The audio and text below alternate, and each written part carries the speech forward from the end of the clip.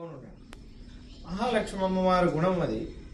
స్వామియా పిల్లల అంటే ఎప్పుడు పిల్లల సైడే ఉంటుంది అమ్మవారు. మీరు ఎప్పుడు చూసినా ఎక్కడ చూసినా అలానే ఉంటుంది. అయితే అందుకే ఆడవాళ్ళకి ఆ గుణం వచ్చింది. ఇప్పుడు సపోజ్ నాన్న పిల్లల్ని కొట్టడానికి వచ్చినప్పుడు నాన్నకి ఎదురు తిరిగి పిల్లల వైపు నించొని ఇలా అడ్డుగా ఉంటుంది. అది విష్ణు పురాణంలో పరాశర మహర్షి అంటున్నారు, స్త్రీ నామ్ని లక్ష్మిర్ మైత్రేయ అని అంటున్నారు. మహాలక్ష్మి నుంచే స్త్రీలు వచ్చారు. అందుకే ఆవిడ శరీరమే తీసుకొని వచ్చారు. ఆవిడ లాంటి శరీరమే తీసుకొని వచ్చారు. అందుకే ఆవిడలో ఉన్న కొన్ని గుణాలన్నీ వీళ్ళలో ఉంటాయి. ఎందుకంటే స్త్రీలందరూ మహాలక్ష్మి స్వరూపంగా ఆవిడ నుంచే వచ్చారు అని అంటుంది. పురుషులందరూ అలాగే విష్ణువు నుంచి వచ్చారు. కాబట్టి ఆవిడ ఇలా వచ్చేసిందే. ఇప్పుడు కృష్ణుణ్ణి మేలుకొల్పాలి. కృష్ణుణ్ణి పడుకొని ఉన్నప్పుడు నందగోపస్వామి గురించి వర్ణన చేస్తుంది. ఏట్రక్కణంగల్, చాలా అందమైన చాలా ఉత్సాహంగా ఉండే దూడలట. ఎదురు పొంగి మీదలిప, అమ్మను చూస్తే అలా దుంకుతాయి, గంతులేస్తాయట. చాలా ఉత్సాహంగా ఉన్నాయి. వాటిని చూసి మాట్రాదే కొంచెం కూడా ఆపకుండా పాలు సొరియం, పాలును ఇచ్చేటువంటి వళ్ళల్ పెరుం పశువులు, చాలా పౌష్టికరమైనటువంటి చాలా వాత్సల్యం దయాగుణం కలిగినటువంటి పశువులు ఆట్రప్పడైతాన్, అటువంటి ఎన్నో పశువులు ఉన్నటువంటి ఆట్రప్పడైతాన్ అంటే నందగోపుడి మగనే, వాడి కొడుక, వాడి కుమారుడా, అట్టి నందగోపస్వామి యొక్క కుమారుడా, అరివురాయ్ మేము వచ్చానని తెలుసుకోకుండా పడుకోనున్నావే, అట్రప్పడిత్తాన్ మగనే అరివురాయ్, ఊట్రముడయాయ్ పెరియాయ్ ఉలగిలిల్ తోట్రమాయ్ నింద చూడరే. ఊట్రముడయాయ్, నువ్వు దయ కలిగిన వాడివి కదా, ప్రేమ ఎక్కువ కదా నీకు. ఆవులకి వాత్సల్యం ఎక్కడి నుంచి వచ్చింది? కృష్ణుడి నుంచే వచ్చింది అంటున్నారు శాస్త్రం. ఆవుకి రక్తం అంటేనే భయం. మీరు ఎప్పుడైనా చూడండి, రక్తం చూసిందంటేనే కొంచెం దూరం వెళ్ళిపోతుంది. ఆవు చాలా సాత్వికమైనది. కానీ అదే రక్తంతో దానికి దూడ పుడితే ఆ రక్తాన్ని ఎంత భయం వేసినా నాకి వాత్సల్యంతో ఎంత దోషం చూసినా చూడకుండా అది ఇలా పొడుస్తుంది. పాలు తాగేటప్పుడు ఏమీ అనుకోకుండా అంత వాత్సల్యంతో. అది ఎక్కడి నుంచి వచ్చిందంటే కృష్ణుడి నుంచే వచ్చింది అంటారు. వాత్సల్య శిక్షామివ వాసుదేవాత్ అని అంటున్నారు వేదాంత శిష్యుడు. ఎందుకంటే కృష్ణుడి దోషం చూడాలి అని ప్రారంభించాడు అనుకోండి, మనకి ఏ అర్హత ఉండదు. చాలా అది ఆ గురించి ఒక విషయం తెలుపాలని వస్తుంది. కుట్రేవల్, నువ్వు మా దోషం చూడకూడదు. ఎందుకంటే మనం చేసేవన్నీ చాలా హాస్యకరంగా ఉంటాయి. ఎందుకంటే అది వచ్చినప్పుడు చెప్తాను. 29వ పాసరం.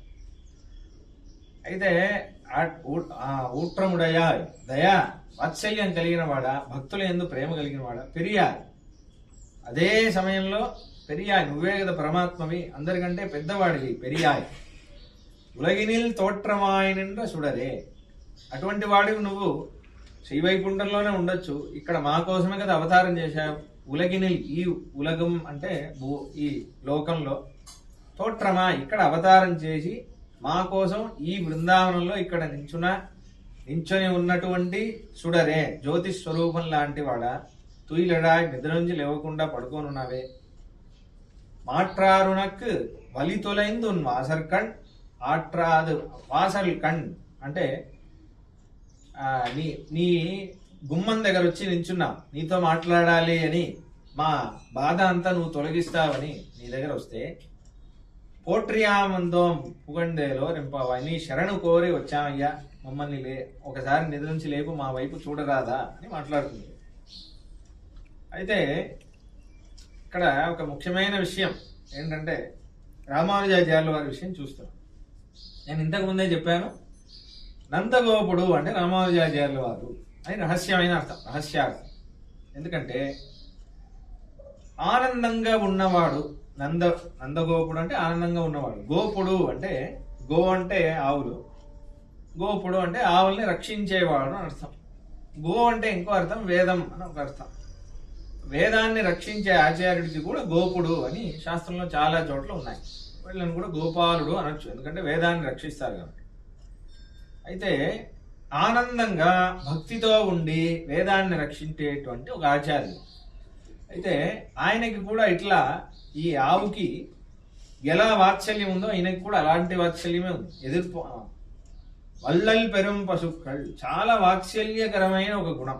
ప్రతి ఒక్కరూ ఆయనకి ప్రతి ఒక్కళ్ళు మోక్షానికి వెళ్ళాలి, ప్రతి ఒక్కళ్ళు ఉజ్జీవింపబడాలి, అందరినీ కాపాడాలి అనే ఒక దయాగుణం, లోక కళ్యాణం జరగాలి అనే ఒకటి. అయితే ఆయనకు కూడా శిష్యులందరూ ఈ దూడలు లాంటి శిష్యులే, చాలా శిష్యులే. రామానుజాచార్యుల వారికి సమమైన శిష్యులు, వాళ్ళని అసలు కొంచెం కూడా తక్కువ చేసి మాట్లాడలేదు. అటువంటి శిష్యులు ముఖ్యంగా ఒక 6 శిష్యులు రామానుజాచార్యుల వారు చాలా కష్టపడి నేర్చుకున్నారు.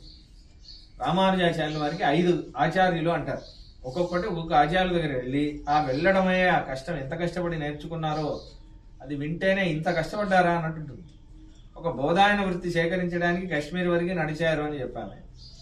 ఒక చర్మ శ్లోకం, ఒక భగవద్గీతలో ఒక్క శ్లోకం యొక్క అర్థం తెలుసుకోవడానికి 18 సార్లు ఇక్కడ నుంచి అంత దూరం నడిచి వెళ్ళారని వింటున్నాను. రామాయణం మొత్తం, రామాయణంలో ఉన్న రహస్యార్థాలన్నీ తెలుసుకోవడానికి వాళ్ళ మేనమామయ్య అయినటువంటి తిరుమల నంబి అంటారు.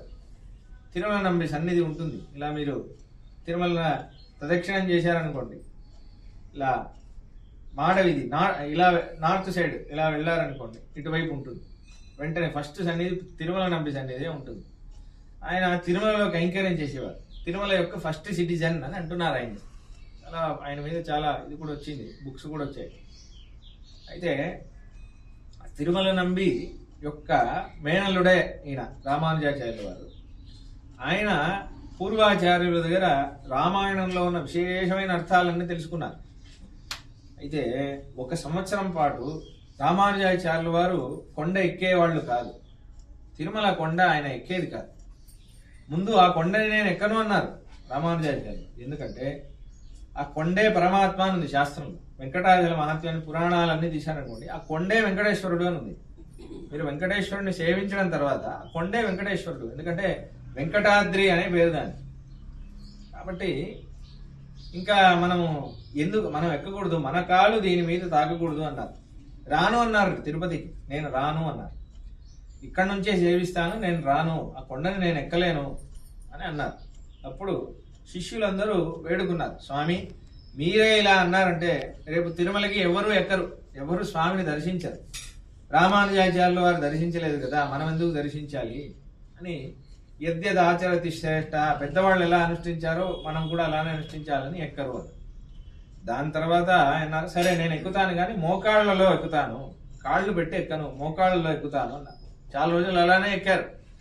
ఇదే ఒక రోజు శ్రీనివాసుడు కల్లో వచ్చి, రామానుజ మీరు అలా చెయ్యవద్దు, మోక్షంలో మనం మోక్షానికి వెళ్ళినప్పుడు, ముక్తికి వెళ్ళినప్పుడు స్వామి మనల్ని ఒడిలో కూర్చోబెట్టుకుంటాడని ఉంది.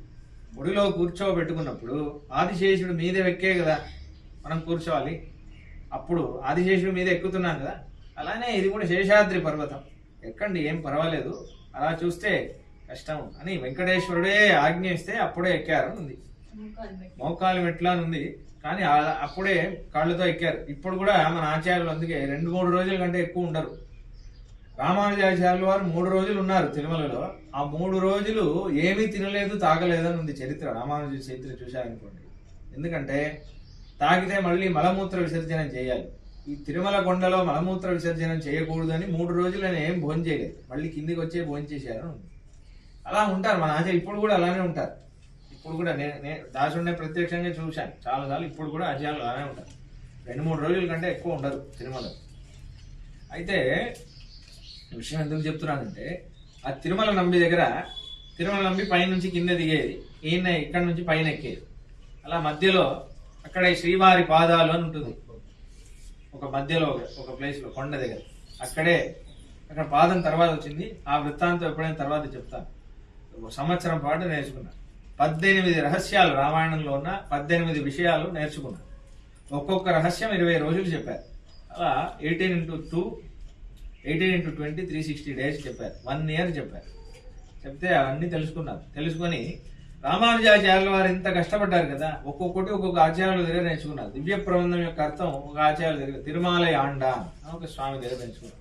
చాలా కష్టపడ్డారు స్వామి మన కోసం. కానీ రామానుజాచార్యుల వారి హృదయం చూడండి, 74 శిష్యుల్ని ఇచ్చారు. ఆయన 5 మంది దగ్గర నేర్చుకున్న ఆయన 74 పీఠాలని తయారు చేసి వెళ్ళారు. వేరే వేరే సంప్రదాయంలో, మధ్వ సంప్రదాయంలో 8 పీఠాలు స్థాపించారు మధ్వాచార్య. శంకరాచార్యుల వారు 4 పీఠాలు స్థాపించారు. రామానుజాచార్యుల వారు 74 పీఠాలు స్థాపించారు. ఎందుకంటే సంప్రదాయం ప్రవర్తన అవ్వాలి, అందరికీ వెళ్ళాలి, అందరినీ ఉజ్జీవింప చేయాలి అని ఒక ఆశ్చర్యమైన దయాగుణం. దాంట్లో ఒక 6 ముఖ్యమైన శిష్యులు రామానుజాచార్యుల వారితోనే ఉన్నవాళ్ళు. అంటే చాలా మంది శిష్యులు, దాంట్లో 6 ప్రధానమైన వాడు. దాశరథి అని ఒక శిష్యుడు, ఆయన శ్రీరంగం యొక్క అడ్మినిస్ట్రేషన్ ఆయనే చూసుకున్నారు. ఒక విశ్వక్సేన స్వామి గారు చూస్తున్నారు. అందుకే ఆయనకి ముదలియాండ అని పేరు, దాశరథి అని పేరు. ముదలియాన్ అంటే విశ్వక్సేన స్వామికి ముదలియాన్ అని పేరు. అలానే ఉన్నారు కాబట్టి ముదలియాండ అని పేరు. దాని తర్వాత స్వామివారి దగ్గరే నేర్చుకున్నవాడు కూరేశుడు అని పేరు. కూరత్తాడు, ఆయన కళ్ళు ఇచ్చేశారు స్వామివారి కోసం. ఒక శైవ మహారాజా, చెప్పాను కదా, గోవిందరాజస్వామి ఇది కూలగొట్టినప్పుడు రామానుజాచార్యుల వారిని చంపేద్దాం అనుకున్నప్పుడు ఆయన వేషంలో ఈ కూరత్తాళ్వార్ అనే స్వామి శిష్యుడిగా వెళితే ఆయన కళ్ళు పీకేస్తే ఆయన అలానే ఉన్నాడు.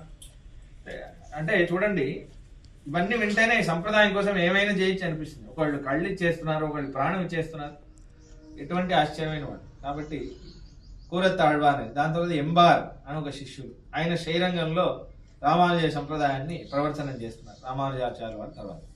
ఇటువైపు చూస్తే పిళ్ళాన్ అని ఒక శిష్యుడు, ఆయన మళ్ళీ ఈ తిరుమల నంబి వారి కొడుకు ఆయన. కానీ రామానుజాచార్యుల వారు నా జ్ఞానపుత్రుడైనా అని, నా తర్వాత పిళ్ళాన్ ఉన్నాడు కదా, ఇంకెందుకు మీకు భయం అన్నారు శిష్యుడు. అంత ఇష్టం పిళ్ళాన్ అంటే. దాని తర్వాత ఆచాన్ అని ఒక శిష్యుడు, ఈయన రామానుజాచార్యుల వారి దగ్గర విశేషమైన అర్థాలను తెలుసుకొని ఆయనే వంట అన్ని చేసేది రామానుజాచార్యుల వారికి. దాని తర్వాత ఆళ్వాన్ అని, నడాదురు ఆళ్వాన్ అని ఒక శిష్యుడు. వీళ్ళందరూ చాలా గొప్ప శిష్యులు. అయితే ఇలా వీళ్ళే ప్రవర్తన చేస్తున్నారు.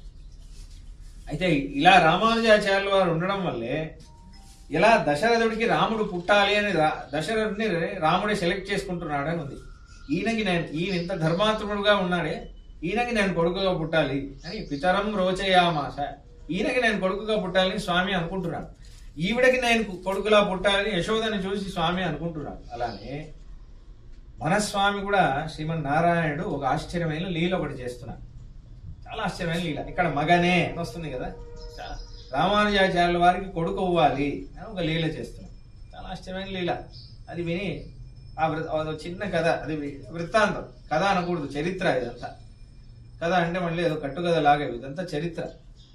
కాబట్టి ఏమైందంటే ఒకసారి శ్రీరంగంలో అదే ఈ క్రిమికండ చోరుడు అనకుడు వాడు వైష్ణవ దేవాలయాలన్నిటినీ ఆక్రమించి దాన్ని అన్ని ఇది చేస్తున్నప్పుడు ఏమైందంటే రామానుజాచార్యుల వారిని కాపాడాలి కదా. రామానుజాచార్యుల వారిని కాపాడడానికి వాళ్ళు గురువు గారు ప్రాణం ఇచ్చేశారు, శిష్యుడు కళ్ళు ఇచ్చేశారు.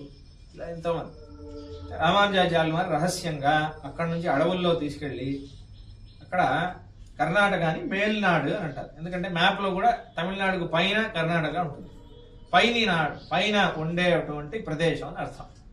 అయితే శ్రీరంగం నుంచి అడవుల్లో ఇలా తీసుకెళ్లారు. కావేరీ నది తీరాన ఇలా కావేరీ మైసూరులో కూడా వస్తుంది, అలా తీసుకెళ్తే అక్కడ ఒక ఊరు తొండనూరు అని ఒక ఊరు. అక్కడ శిష్యులు చాలా మంది కోయ జాతికి చెందిన వాళ్ళు. దాని తర్వాత ఎంతో మంది రామానుజాచార్యుల వారిని భద్రంగా తీసుకొచ్చారు, ఆ అడవుల నుంచి తీసుకెళ్ళి. అయితే అప్పుడు ఏమైందంటే రామానుజాచార్యుల వారి దగ్గర నామం అయిపోయింది. ఈ తెల్లది బిళ్ళ ఉంటుంది కదా, నామం పెట్టుకోవడానికి, అది అయిపోయింది. ఇకపోతే ఏం చేయాలరా, నామం లేదే అని ఒక రోజు ఆ రాత్రి అలానే పడుకొని స్వామివారిని వేడుకొని పడుకున్నప్పుడు అప్పుడు స్వామి కల్లో వచ్చి, మీరు ఇలా ఇక్కడ యదుగిరి అని ఒక కొండ ఉంది, ఆ కొండను ఎక్కితే అక్కడ ఒక చిన్న కాలువ లాగా, ఒక పుష్కరిణి లాగా ఉంటుంది, ఒక ట్యాంక్, చిన్న పాండ్ లాగా ఉంటుంది. దానికి సౌత్ వెస్ట్ సైడ్ స్వామి ఇంత రూట్ చెప్తున్నారు. దానికి సౌత్ వెస్ట్ సైడ్ ఒక చంపక వృక్షం ఉంటుంది. ఆ చంపక వృక్షం కొంచెం ముందు వచ్చారనుకోండి, అక్కడ ఒక పొగడ వృక్షం అంటారు, బకుళ పుష్పం అంటారు దాన్ని. మీకు తెలుసో తెలియదు, చిన్నగా ఉంటుంది బకుళ పుష్పం, దాన్ని అంత వాసన వస్తుంది. మగిడం పువ్వు అని అంటారు తమిళ్లో, పొగడ పువ్వు అంటారు. అది చిన్నగా ఉంటాయి. ఆ పొగడ పువ్వు తర్వాత అక్కడ ఒక చిన్న పుట్టలాగా ఉంటుంది. ఆ పుట్ట మీద ఒక తులసి చెట్టు ఉంది.